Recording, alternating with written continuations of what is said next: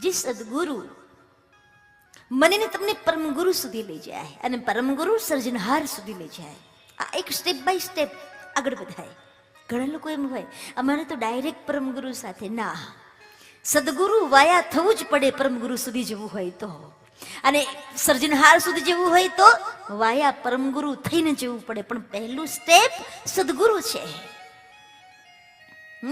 એટલે હું કાયમ ગાઉં છું. આવ્યું છે ગુરુજી અમારા પ્રાણોથી પ્યારા, ગુરુજી અમારા પ્રાણોથી પ્યારા, ગુરુજી અમારા પ્રાણોથી પ્યારા, ગુરુજી અમારા પ્રાણોથી પ્યારા, પ્રાણોથી પ્યારા ને બહુ વહાલા પ્રાણો.